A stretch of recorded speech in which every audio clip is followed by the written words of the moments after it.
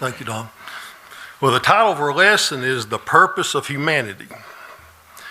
Now, those that haven't heard me teach before, boy, y'all in for a big treat. I'm just kidding.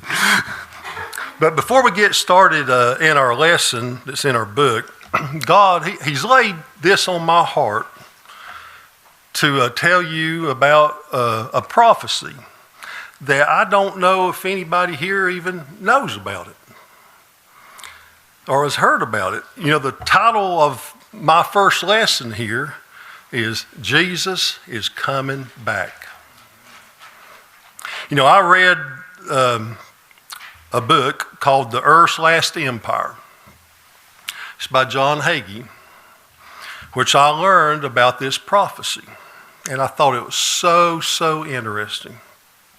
You know, a lot of times whenever we think about prophecy, we are thinking about it happened a long time ago, back in the biblical days. Well, this one is happening during our lifetime. The Jubilee prophecies. The Bible, it tells us about the Jubilee in Leviticus. The Jubilee was when God poured out His blessings on Israel and on the Jewish people. A Jubilee is 50 years. The year of every Jubilee, every debt would be forgiven. Servants, they would be liberated. All the land was given back to the original owners. And the land was also given a year's rest. Now, the prophetic clock only runs when the Jewish people are in the promised land. The clock stopped around year 70 when the Romans destroyed the Second Temple. Over 1 million Jews were killed, and hundreds of thousands of the Jews were taken as slaves and scattered all among the many nations. So this is the history back then. Now there was a rabbi. His name was Judah ben Samuel. He lived in Germany from 1140 and he died in 1217. God had given him a prophecy. He said that the Turks would conquer Jerusalem and rule over it for 8 jubilees, or 400 years. Well, around 300 years after the rabbi's death, the Turks gained control of Jerusalem in 1517. They held power over the city of Jerusalem for exactly 400 years, 8 jubilees.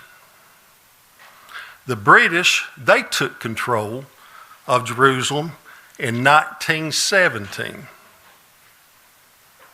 After all these years, the Jubilee clock had not run. But the British, they allowed the Jewish people to start returning back to Jerusalem in Israel, back to their land. The clock started ticking. The rabbi also said that Jerusalem would become a no man's land for 1 jubilee. Under British mandate, Jerusalem was declared no man's land in 1917. So then Israel, it becomes a nation in 1948, but it still did not control Jerusalem. But 50 years from 1917 would be 1967. So what happened in 1967? The 6-Day War. 5 Arab armies, they attacked Israel. Russia they had armed these armies with the most modern arsenal. Israel was they were a young nation. And on paper, they stood no chance against these armies. But God is in control. Israel defeated them in 6 days. They gained a lot more territory, but more important, they now control Jerusalem. First time since the city was destroyed in year 70. The rabbi also prophesied that when the Jewish nation took back possession of Jerusalem, this would signify the beginning of the Messiah in end times. So the Jews, now they have control of Jerusalem since 1967. So what would happen 50 years later? Well, in 2017, which is 50 years after 1967, on December 6, 2017, President Trump recognized Jerusalem as the capital of the state of Israel. He decided to move the U.S. Embassy to the Holy City. As Preacher Elmore preached last Sunday, Jesus came. He came to earth to save us from our sins. Well, today, I'm saying Jesus is coming back. I don't know when, but whenever we look at this world, look at the people, they're turning their backs on God. Look at how the Bible describes how people will be acting during the last days. We're seeing that right now. I can't say exactly when Jesus is coming back. It may be today.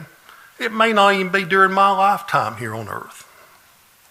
But prophecies have been fulfilled. And I can say we need to get ready. Jesus is coming. And it may not be as long as some people may think. One reason I wanted to share this with everyone is just to alert everyone that God, He's still acting. He's still acting today, just like He did back in the biblical days.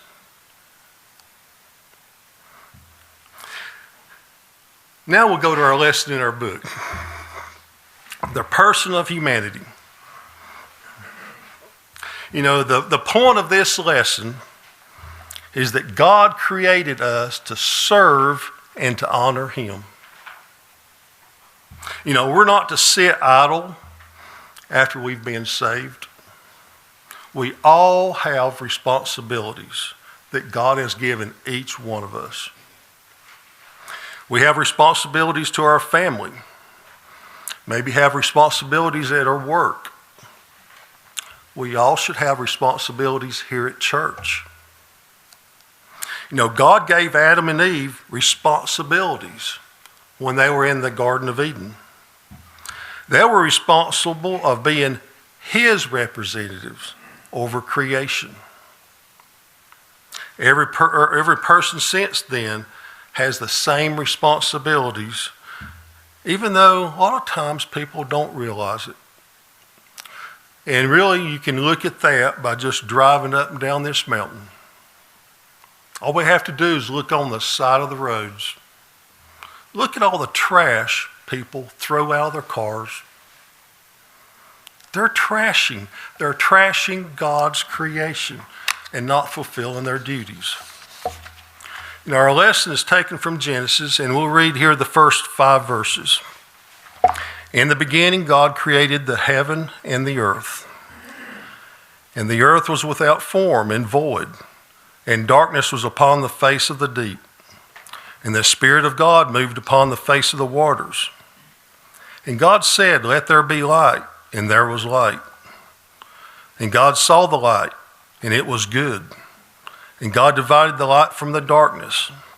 And God called the light day, and the darkness He called night. And the evening and in the morning were the first day. So in the beginning, what happened was there was a big explosion. The leftover from this explosion we still see today. The sun, it's still on fire. But then the earth started rotating around the sun. And somehow water appeared. I guess the water was compressed from the rock from the explosion. And then all of a sudden, algae started to grow. Cells started dividing. Next thing you know, a tadpole appears. Then a fish or two. Cells, they started even dividing more. Before you know it, a monkey was swinging from the tree.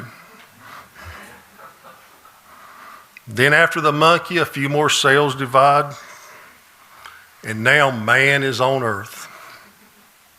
Now, isn't that the craziest thing you have ever heard?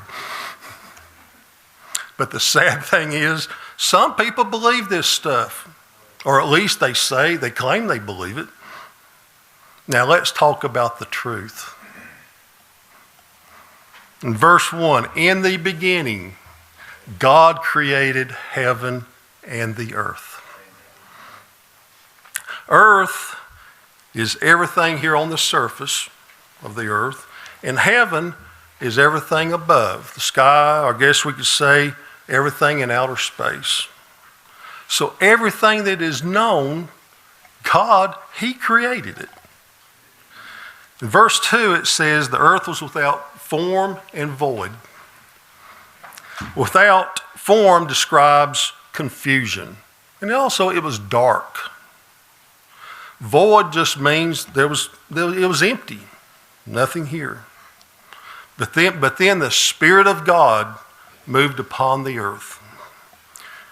Now if you notice here, it doesn't say God moved upon, but the Spirit of God. Now this is the first hint that the Trinity had a hand at the work of creation. In John and Colossians, it says that Jesus had a key role in creation. In verse 3, God said, hey, let there be light. You know, we see the power of God in this verse. God didn't have to make light. If we say, let there be light here in this building, we have to turn on a light switch. But God, all He has to do is just speak it. Now the light here is not the sun. It's not the moon or the stars. They were created on the fourth day of creation. The light in this verse is God's presence. In verse 4, God says the light was good. The light good fulfills God's plan with dealing with darkness. But the light and darkness, they were both important. It was important for God's creation to function properly. So what he does, he divides light and day. You know, why do leaves on the trees turn colors and then fall off? Is it because of falling temperatures? No, it's because of the amount of light is decreasing. The chlorophyll or something like that is less. Well, this is also true in wildlife.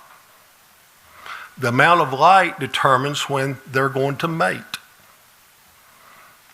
I guess everybody is used to, back several years ago, when you went down the mountain at night, you go by Arthur Lowe's, and you saw that he had lights on in the corral, all the horses in the corral, he had the lights on. Nobody there, just lights on. Well, I didn't understand why he was using electricity to have lights on in the corral at night. So I asked him. He said he was trying to increase the amount of light year-round so his horses would mate year-round. You know, the more you study, the more you study about creation, the more obvious you will conclude that it didn't come from a big boom. In verse 5, God names day and night. And also through this, God created time. Now, by naming day and night, God is showing his ownership and authority over his creation. You know, whenever we get a pet, the first thing we do is we name it. We own the pet. When we have a child, we give them a name.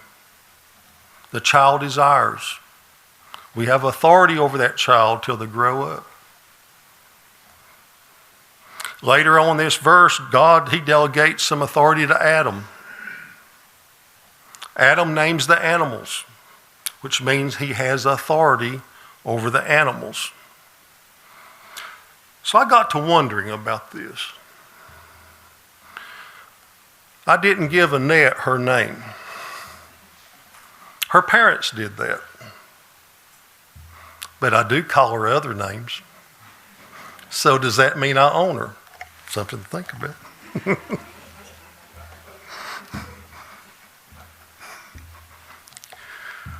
We'll skip some of God's creation and go to his greatest creation, which will go to verse 26. And God said, "Let us make man in our image, after our likeness, and let them have dominion over the fish of the sea, and over the fowl of the air, and over the cattle, and over all the earth, and over every creeping thing that creepeth upon the earth." You know, one thing my book here points out is how the days correspond with each other. Day 1, there was light on the earth. 3 days later, on day 4, God created the sun, the moon, and the stars. Now you go back to day 2. It was about the water and the sky. 3 days after that, day 5 is about the birds and the fish. Then you go back to day 3. Is about the land and the plants. 3 days later, on day 6, is about land animals. But also on day 6, God created man and woman, which was his prized creation. You know, we're different. We're different than everything else that he has created. We're to rule over God's creation.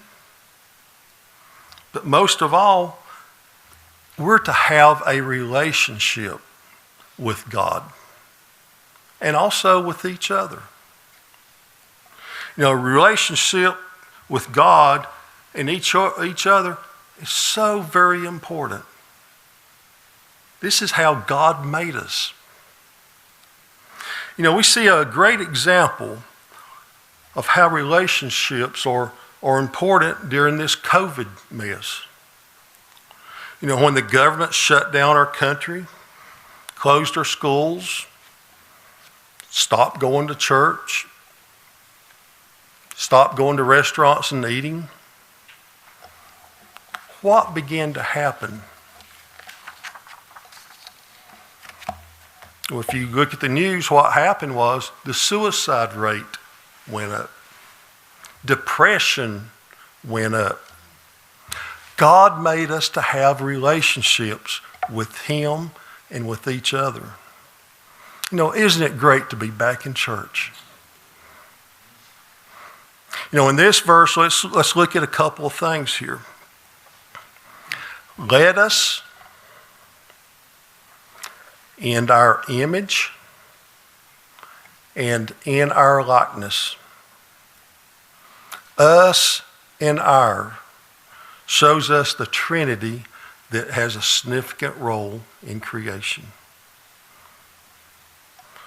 Now, with us being created in God's image, Though it doesn't mean that we physically look like him, but it does mean we share some of his characteristics. We're to reflect God into the world. We have a spirit, unlike anything else he has created. God also, he delegated us to have dominion over his creation. We're to take care of what God has made. In verse 27, so God created man in his own image. And in the image of God created he him. Male and female created he them. God's word here in this verse makes it very clear. Tells us 3 times in this verse that God created man. And he created them in his own image. Like God, humans are created with a personality. And we can create things.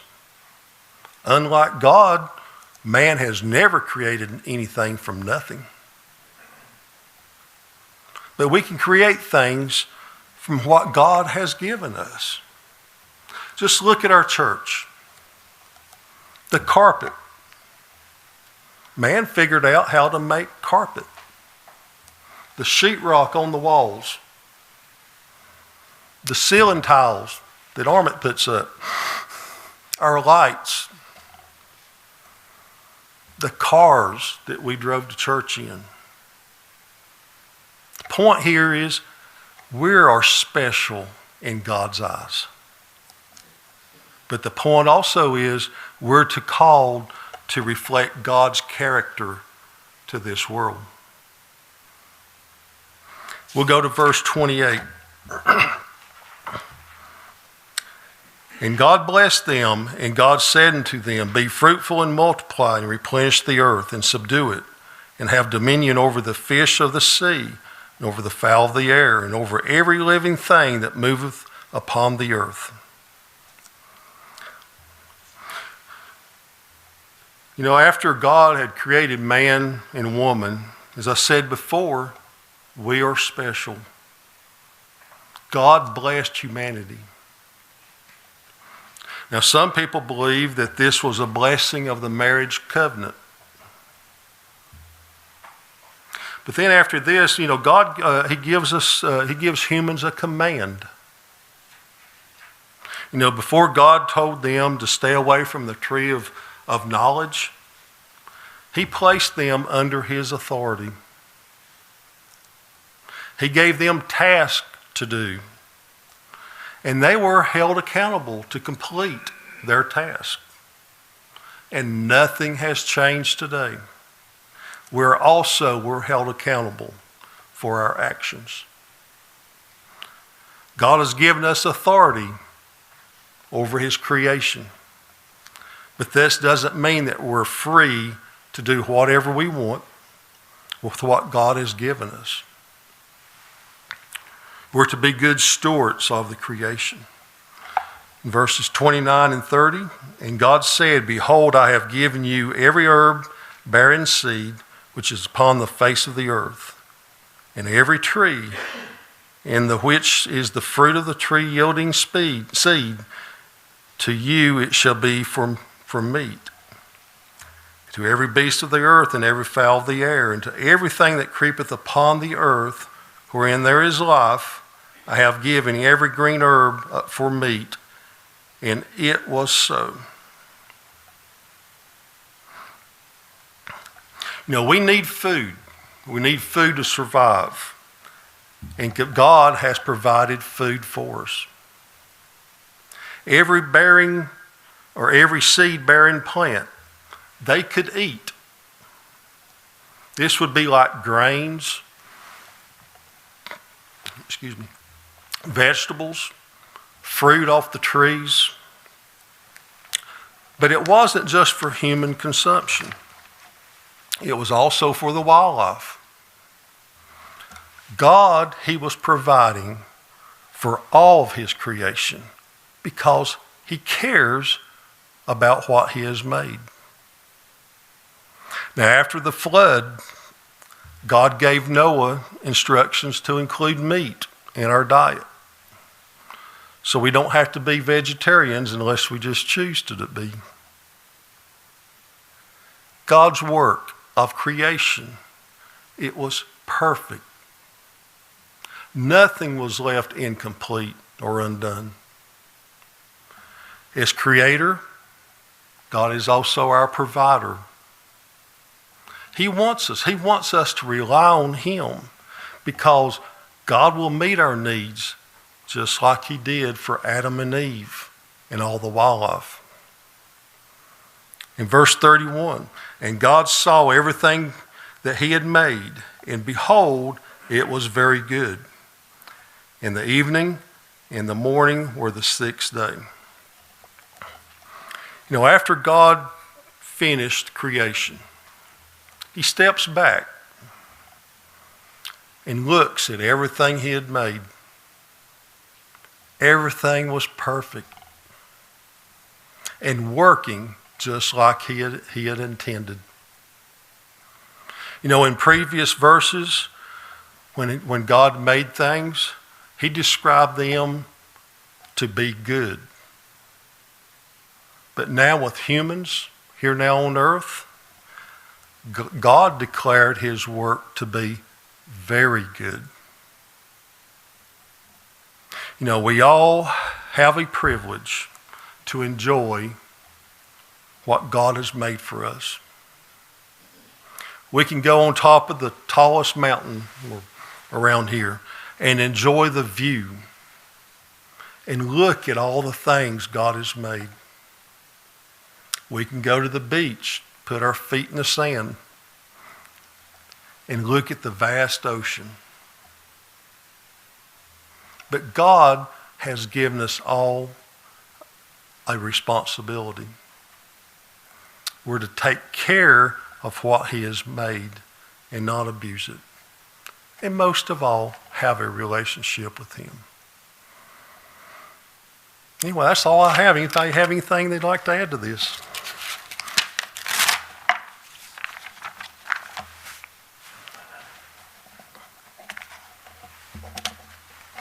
Well, thank everybody for your attention. I guess we can now move around and do whatever for a few minutes.